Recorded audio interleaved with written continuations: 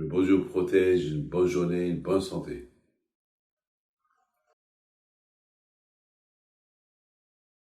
J'espère que votre café est bien.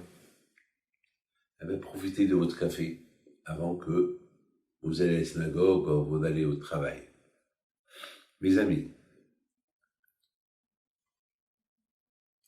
lorsque tu as un sentiment que Hachem, il est à toi et qu'il t'aime, tu seras bien dans ta vie. Il y a beaucoup de gens, malheureusement, qui perdent les pédales. Ils perdent ils sont pleins de dépression. Il leur manque un peu de émona à Kadosh Baruch Hu. Ce cours-là, il est spécialement pour Madame Eladad, que Hachem, la femme de Meir Eladad, que Hachem, il lui envoie une fois chez les mains, et que les médecins lui font beaucoup, Père Hachem, qu'il ne se trompe pas,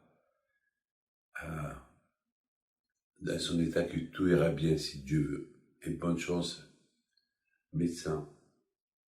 Alors, mes amis, dans la vie, il faut savoir que tu es aimé, que Hachem il te protège, que Hachem il t'aime. Il ne faut pas avoir ce sentiment que tu es seul, tu es abandonné. Lorsque un homme, il ne sent pas l'idée que le bon Dieu l'aime, alors il va, même la prière, il va pas bien la faire. Il va pas bien la faire. Parce qu'il croit que le bon Dieu ne l'aime pas, alors il se dit dans sa tête, pourquoi je vais bien prier? Pourquoi je veux faire cette mitzvah? Surtout maintenant, la Pessah qui approche, on a un peu, Pessah, c'est pas de la rigolade, surtout ce Pessah, il y a beaucoup de gens qui ont l'habitude de passer Pessah dans des hôtels, ils voyagent, et là, c'est Pessah, ils doivent passer à la maison, c'est pas, si ce Pessah, ça va être comme l'année dernière, qu'on n'a pas le droit de quitter la maison, et il faut travailler, vous imaginez que les travaux de Pessah, c'est pas, alors si tu es convaincu, et que tu sais que Hachem t'aide, alors au contraire, tu vas faire le Pessah très bien, tu vas bien faire la fête de Pessah. Mais si tu sais que tu fais des choses avec doute, alors tu penses que le bon Dieu, il est en train de te frapper, il est en train de te donner des gifles et des coups parce que tu fais Pessah. Non, si tu fais Pessah, il faut le faire avec amour, avec joie. Mes amis, il y avait un monsieur pendant la guerre de la Deuxième Guerre mondiale, il y avait ce monsieur le pauvre qui avait beaucoup de la peine. Beaucoup de la peine. Pourquoi? Parce que son père était très gravement malade. Il ne pouvait pas quitter il était à Berlin. Et le pauvre, il avait un problème. Il ne savait pas comment faire pour partir. Il ne savait pas comment. Ils lui ont dit, il y avait des amis à lui qui travaillaient dans le gouvernement. Vous savez que bientôt, ce gouvernement, il va faire ravage, il va détruire les synagogues, il va tuer des juifs. Alors, pars. Il a dit, comment je vais partir? Je ne peux pas partir. Mon père et ma mère, ils sont là, ils sont vieux, ils sont malades. Je suis obligé de rester avec eux, je ne peux pas les laisser. Eh bien, ils lui ont dit, oh, de toute façon, vous allez tous mourir. Alors, au moins, sauve ta peau. Comment je vais sauver ma peau? Mais Hachem, il a dit, il faut respecter ton père et ta mère.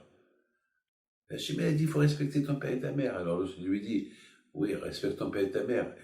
Mais si ton père et ta mère, ils vont être la cause de ta mort, tu restes. Tu t'en vas. Tu restes pas. Il dit, je peux pas. Si il doit partir, je partirai avec eux aussi. Et chaque fois, il dit, la Torah, elle a dit, la Torah, elle a dit, la Torah, elle a dit.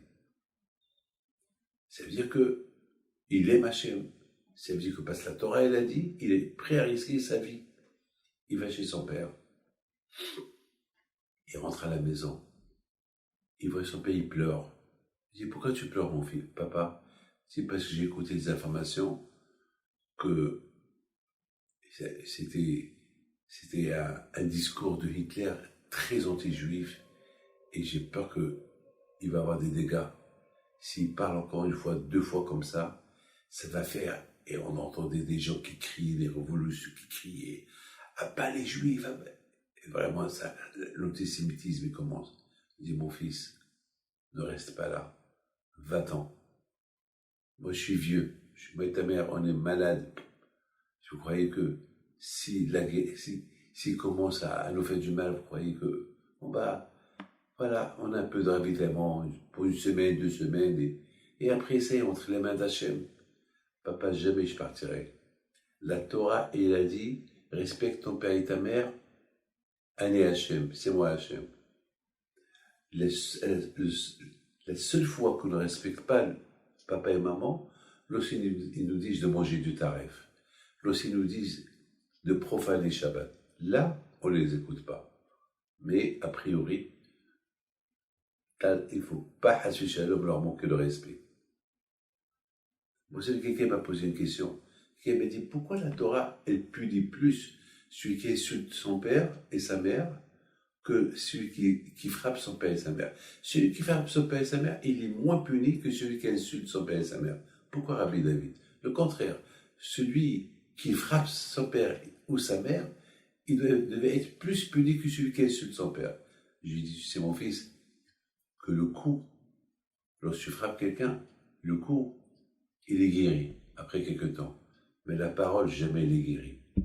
Lorsqu'on insulte le père et la mère, jamais ils vont oublier le père et la mère, les insultes du fils. C'est pour cela, la punition de celui qui insulte son père est plus importante que celui qui frappe son père et sa mère. Et finalement, ce monsieur n'est pas parti. Il n'est pas parti, ils sont restés miraculeusement. Les Allemands, ils les voyaient, ils n'ont rien fait. C'est comme dans une synagogue à Anvers. Toutes les synagogues ont été brûlées, sauf une synagogue où il y avait là-bas 10 personnes que jamais ne parlaient pendant la prière. Cette synagogue-là, elle n'a pas été touchée, et les gens qui priaient là-bas n'ont pas été touchés. Comment? C'est Hachem. Lorsqu'on dépend d'Hachem, lorsqu'on sait que Hachem, il nous aime, et on fait tout. Alors on fait tout pour lui parce qu'on lui rend la monnaie. Mais alors sa personne, il se sent qu'il n'est pas aimé par Hachem, c'est un problème. Mes amis, que le bon Dieu vous protège, voilà, il faut Hachem à tous les malades et à la mémoire à toutes les personnes que vous avez besoin, notamment de mon ami Mardoché Ben Freha, Alava Shalom, que le bon Dieu repose son âme en paix. Amen.